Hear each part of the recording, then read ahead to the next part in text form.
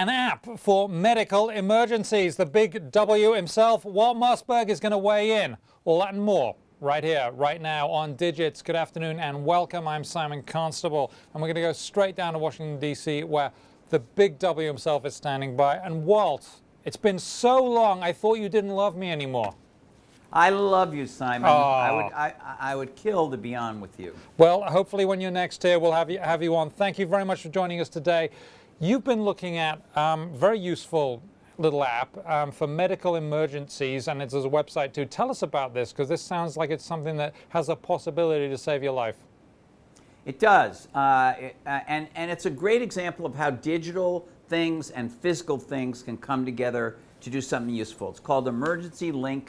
It's a website and an app for smartphones, and what you do is you put in all your crucial medical information, but very importantly, you also put in emergency contacts, people among your family and friends that you would like the authorities, the emergency responders to talk to if you're ever in an accident and you're unconscious or you can't speak for yourself.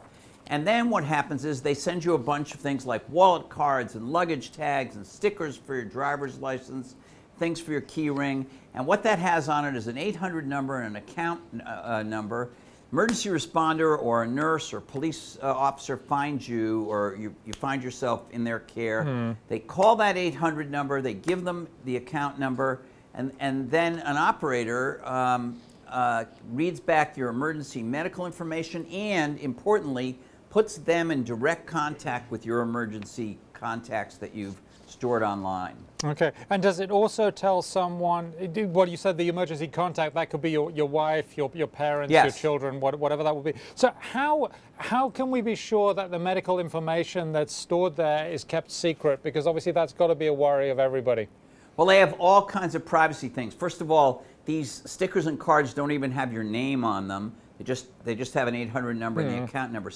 Secondly, they make really certain, if I call and say, hey, I'm a nurse and I have Simon Constable here, or somebody I think is Simon Constable, they'll first call back to make sure as best they can that it really is a nurse in a clinic. The next thing they do is they then will call you, Simon, and if you answer the phone and you're fine, they know it's a scam. But presuming that doesn't happen, then they'll call your emergency contact, and then they will put the two people together without giving the nurse the emergency contact's number. So those are all privacy steps that they take. Okay, so these are all the good things. You said there were a few drawbacks in your column today. Yes, one is that because of those privacy checks I just described, it doesn't happen in 30 seconds. It might take 7 or 8 minutes for this to happen. And I think in many cases that's okay, because without this information, it could take them an hour to figure out what your allergies and diseases and all that kind of stuff are. So it does take 7 or 8 minutes, but that's not 30 seconds. Secondly, the emergency responder has to be able to find this wallet card or sticker or key ring thing, and if they don't find it, then they never will call and make use of the service. And so I think those are the two biggest obstacles. But I want to point out, this is free.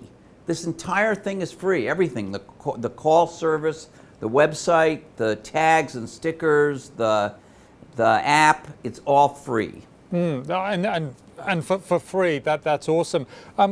Question for you: is it better, do you think, than just taking like a card and printing out, something like saying I have allergies to whatever, and putting in your wallet next to your medical insurance card? I mean, that would presumably be the low-tech version of this, right? I would do both of those, and in fact, okay, there are apps and websites that will help you print those cards out. The problem is it won't necessarily, it doesn't get kept up to date as easily because you have to keep printing the card out and laminating it. People forget. This thing is all digital, and you can constantly update it. Let's say you go on a foreign trip, you could put in where you are overseas, so people will know, will understand that aspect of it. There's just a lot of dynamic change possible in this because it's stored digitally. Okay. Now, you mentioned that when you called up and you tested this service extensively, that there was a operator error. Someone was this was on a Sunday, and somebody hit the button and disconnected you. That must have not left you with a warm and fuzzy feeling.